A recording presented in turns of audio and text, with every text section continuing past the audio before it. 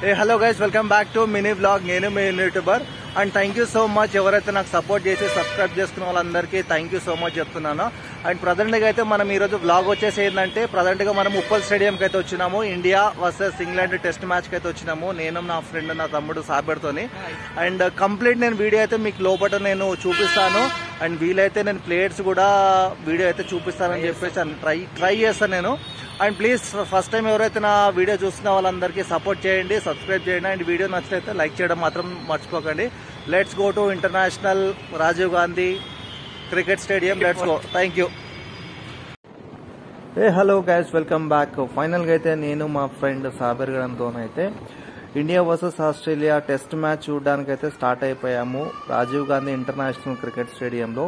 So ఇప్పుడు మీరు చూస్తున్న లొకేషన్ వచ్చేసి ఇంజాపూర్ లొకేషన్ అండి.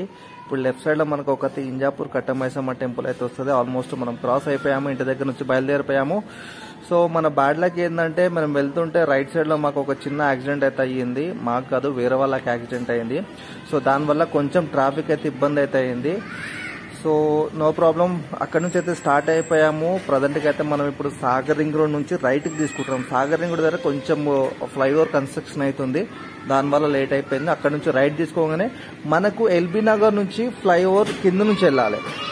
సో ఎల్బీ నగర్ కింద నుంచి వెళ్తుంటే మనకు ఆల్మోస్ట్ రైట్ సైడ్ లో మనకు కామినేని హాస్పిటల్ అనేది వస్తుంది. అది కూడా క్రాస్ అయిపోవాలి.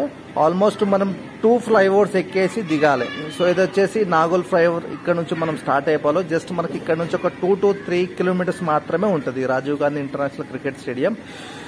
సో ఇక్కడ నుంచి అయితే స్టార్ట్ అయిపోయాము. అండ్ చాలా ఎగ్జైటింగ్ ఉంది. మ్యాచ్ ఎప్పుడు స్టార్ట్ అవుతుంది, ఎప్పుడు చూద్దామని చెప్పేసి, ఎప్పుడు గ్రౌండ్లోకి వెళ్తామని చెప్పేసి ఎగ్జైట్మెంట్ అయితే ఉంది నాకు, మా ఫ్రెండ్కి అయితే. సో ఇది వచ్చేసి మనము నాగోల్ క్రాస్ కాగానే మనకు ఉప్పల్ చౌరస్తాకి అయితే వచ్చాము. ఉప్పల్ మెయిన్ ఎంట్రన్స్కి అయితే వచ్చాము. సో ఇప్పుడు మీకు ఉప్పల్ బోర్డు అయితే చూపిస్తాను, చూడండి ఒకసారి. ఉప్పల్కి ఎంట్రీ అవుతున్నట్టు.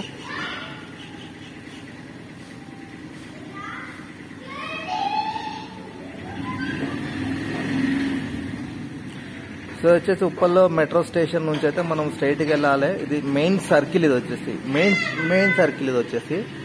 సో ఇది వచ్చేసి స్టేడియం మెట్రో స్టేషన్. ఇది వచ్చేసి మెట్రో స్టేడియం నుంచి అయితే మనం ఇక్కడ నుంచి లెఫ్ట్ తీసుకోవాలి. సెక్యూరిటీ మాత్రం చాలా హెవీగా ఉంది.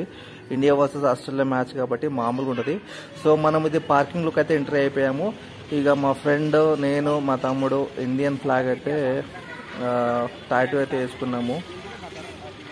సో ఇది వచ్చేసి మా ఫ్రెండ్ సాబెరాడు. సో ఆ తర్వాత మనం కూడా ఫ్లాగ్ అయితే టాటూ అయితే వేసుకున్నాము వాటర్ పెయింట్స్ తోని.